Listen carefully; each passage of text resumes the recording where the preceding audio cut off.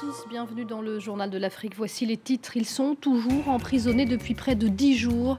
Les avocats de militants congolais arrêtés à Kinshasa le 15 mars dernier portent plainte pour détention arbitraire. Une mission d'information est réclamée au Parlement. Vous verrez dès le début de ce journal les images de ces arrestations qui ont soulevé un tollé international. L'opposition guinéenne appelle, elle, à manifester contre le président Alpha Condé, dont elle rejette toute légitimité. Les dirigeants de 3 principaux partis d'opposition ont signé une déclaration commune en ce sens à Paris. Sidia Touré est l'un d'entre eux et il est l'invité du Journal de l'Afrique. À 3 semaines de la présidentielle au Togo, la tension sociale ne faiblit pas. Écoles et hôpitaux sont à l'arrêt. Le nord du pays est particulièrement touché par la gronde des fonctionnaires qui se mêlent aux revendications politiques. Reportage à Dapaong de nos envoyés spéciaux. L'affaire a suscité l'indignation à Dakar, Washington, Ouagadougou ou à Paris. Une trentaine de militants pro-démocratie sont toujours détenus au secret à Kinshasa. Des membres sénégalais et burkinabés de Y'en a marre et du Balai citoyen ont quant à eux été expulsés. Mais l'affaire continue dans la capitale congolaise pour qu'on n'oublie pas les locaux. L'avocat des activistes congolais a porté plainte pour détention illégale. Regardez ce document envoyé par notre correspondant à Kinshasa, Mehdi Medeb. Il est 16 h ce dimanche 15 mars quand la police militaire arrête près d'une quarantaine de personnes. Cette séquence a été tournée par l'un des journalistes arrêtés puis relâché quelques heures plus tard. Dernières images donc de ces militants pro-démocratie interpellés il y a près de 10 jours maintenant. La veille encore, l'ambiance était studieuse. Des militants à la pointe de la contestation au Sénégal et au Burkina Faso animent avec leurs collègues congolais un atelier. Objectif, former une plateforme citoyenne autour notamment de la thématique de la bonne gouvernance. Le problème de l'Afrique, ce sont nous les Africains et la jeunesse africaine qui est une force extraordinaire qui n'arrive pas à prendre conscience de son énergie et de sa force, refuser d'être manipulé, d'être instrumentalisé et de mettre sa force au service de son développement et des transformations de la société pour arriver à ce développement et à cette démocratie. Un discours qui passe mal auprès des autorités congolaises. Elles accusent ces militants de déstabiliser le pays. Totalement faux pour leur avocat qui a formellement porté plainte ce lundi pour détention arbitraire. Ce qui est les plus étonnant, même les plus accablants parce que nous sommes très inquiets, ils ont été arrêtés. On n'a même pas d'informations sur les motifs, on n'a pas d'informations sur leur état de santé et les conditions carcérales dans lesquelles ils se trouvent. Et donc, il y a de quoi s'inquiéter. Une inquiétude partagée par beaucoup d'observateurs et diplomates. Depuis les manifestations violentes de janvier liées à la loi électorale, le climat politique congolais se tend un peu plus, alors que les premières élections sont prévues dans 7 mois. Et au Burundi, le président Nkurunziza est en difficulté. Il doit faire face à une fronde au sein même de son parti. Plusieurs centaines de hauts cadres du CNDD-FDD, dont certains de ses proches, font circuler une pétition. Il demande à Pierre Nkurunziza de ne pas briguer de 3e mandat lors de la présidentielle prévue au mois de juin.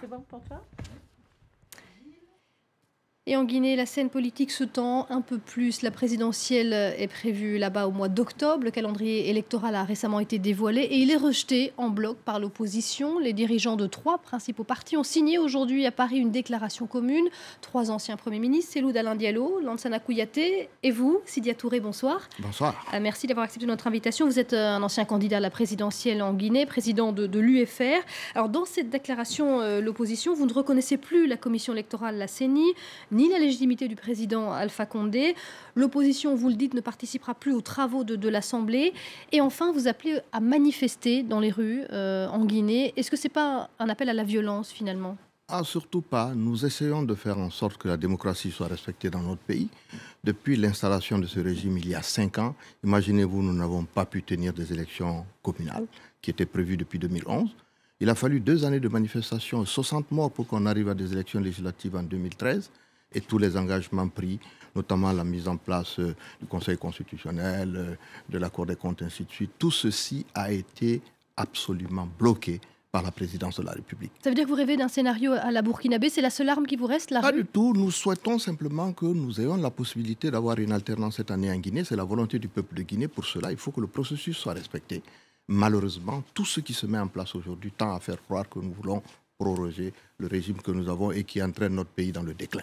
Mais le président a bien maintenu dans le calendrier, en tous les cas, la présidentielle qui aura lieu au mois d'octobre. Est-ce que ce n'est pas ça l'essentiel finalement? Non, malheureusement, ce sont les élections à la base qui sont l'essentiel. Quand les termes sont échus pour les mandats des maires et des conseils communaux, ces élections devaient se tenir en 2011. Ils ont une implication directe dans le processus électoral pour les élections présidentielles, mais surtout, ils ont été remplacés par des délégations spéciales du RPG, c'est-à-dire le parti au pouvoir, qui va pouvoir manipuler les résultats des élections présidentielles. Mais la présidentielle, elle, en tous les cas, est bien fixée pour la fin de cette année. Est-ce que vous seriez prêt à présenter un candidat commun avec les autres membres de l'opposition? Pas encore arrivé. L'essentiel, c'est que ces élections soient les plus transparentes possibles. C'est ce à quoi nous travaillons.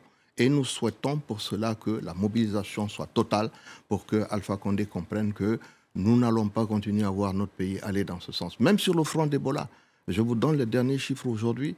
Nous sommes le pays en rade aujourd'hui. Obama l'a dit il y a un mois, nous avons encore 49 morts en Guinée la semaine passée, alors que le Libéria et la Sierra Leone s'en sortent. Et si on revient à ces élections, vous parlez d'alternance, vous appelez à l'alternance, mais on le sait en Guinée, quand il n'y a pas un candidat unique, c'est difficilement réalisable. Vous n'êtes pas prêt à vous désister pour un autre candidat? Nous y travaillons et moi j'espère que nous y arriverons. De toute façon, la raison l'emportera. Si les élections sont transparentes, Alpha Condé ne pourra pas renouveler son mandat à la fin de cette année. Merci beaucoup Sidia Touré d'être venu dans le Journal de l'Afrique. On parle toujours de politique et de présidentielle au Togo cette fois. L'élection aura lieu dans 3 semaines après à peine sur fond de tensions et de turbulences sociales. La grève générale se poursuit depuis 15 jours. Les écoles et les hôpitaux sont paralysés. Nos envoyés spéciaux Emmanuel Sodji et Raphaël Ntale se sont rendus à Dapaong dans le nord du Togo, la région la plus pauvre du pays. À cause de la grève dans les hôpitaux publics, cette vieille femme a été abandonnée à sa souffrance durant 4 jours. C'est sous la pression de la famille et de la patiente que la dentiste accepte finalement de soigner ce cas d'urgence. Elle souffre d'un début de néo, d'un cancer de la gencive. Donc c'est pourquoi c'est une dame que probablement nous allons évacuer sur le CHU Tokoin. Car ici, dans l'extrême nord du Togo, les populations manquent de tout. Elles se sentent totalement délaissées par les pouvoirs publics de la lointaine capitale, à plus de 600 km. Depuis la mort de 2 collégiens en 2013, suite à une manifestation réprimée par les forces de sécurité, Dapaong est devenue une ville régulièrement contestataire. Désormais, les syndicats locaux s'organisent pour obtenir aux travailleurs une vie décente. On se sent lésé par rapport aux autres. Et lorsque on essaie de vouloir réclamer, il y a des menaces, des intimidations. Et aujourd'hui, beaucoup en ont assez et ne sont plus prêts à céder face aux intimidations, face aux menaces, d'où qu'elles viennent, quoi. Depuis 15 jours, les écoles publiques ont été fermées sur ordre des autorités dans tout le pays. Car les élèves manifestaient pour soutenir leurs enseignants ou réclamer des cours. Pour cet enseignant syndicaliste, c'est le bon moment de lutter pour l'application de promesses faites depuis près de 10 ans. À chaque fois, à la veille des élections, on nous dit après les élections, on vous donnera ce que vous demandez. Mais juste après les élections, bon, c'est rien. Après ces élections, on n'aura rien. Ça sera encore parti pour 5 ans. Je suis prêt, chers camarades, à aller en prison. À Dapaong, comme sur toute l'étendue du territoire, à 3 semaines de la présidentielle, les mouvements syndicaux se radicalisent. Cette fronde sociale vient s'ajouter à une autre fronde politique. Elle dénonce l'organisation d'un scrutin frauduleux. Et nous n'avons pas intérêt de baisser les bras. On doit aller jusqu'au bout. Actualité, en bref, dans le reste du continent, un nouvel enlèvement de masse perpétré par Boko Haram dans le nord du Nigeria. 400 personnes, des femmes et des enfants, auraient été enlevées d'après plusieurs témoins dans la ville de Damasak, dans le nord du Nigeria. Un kidnapping qui a eu lieu au moment de la reprise de la localité il y a une dizaine de jours par les armées du Tchad et du Niger. Un attentat suicide à Benghazi. 7 militaires ont été tués dans une attaque à la voiture piégée contre un point de contrôle de l'armée dans cette grande ville de l'Est de la Libye. Attentat qui survient alors que des négociations sont en cours au Maroc sous l'égide de l'ONU pour tenter de trouver un règlement politique au chaos libyen. Il devait rouvrir ses portes aujourd'hui, moins d'une semaine après l'attentat qui a fait 21 morts. La réouverture du musée du Bardo a finalement été reportée sine die en Tunisie. Une cérémonie officielle symbolique a été maintenue ainsi que des rassemblements. Plusieurs milliers de Tunisiens et de visiteurs étrangers ont défilé dans la capitale pour rendre hommage aux victimes de cette attaque. Un mot de littérature pour finir. 4 Africains font partie des 10 auteurs sélectionnés par le Man Booker International Prize, une sorte de Goncourt anglophone. Alain Mabankou, l'écrivain congolais, franco-congolais déjà récompensé par le prix Renaudot, mais aussi la sud-africaine Marlène Van Niekerk, auteur du best-seller Agathe. Autre africain, Miakuto du Mozambique et Ibrahim Alkoni de Libye. Et c'est la fin de ce journal de l'Afrique. Restez avec nous, l'info continue tout de suite sur France 24.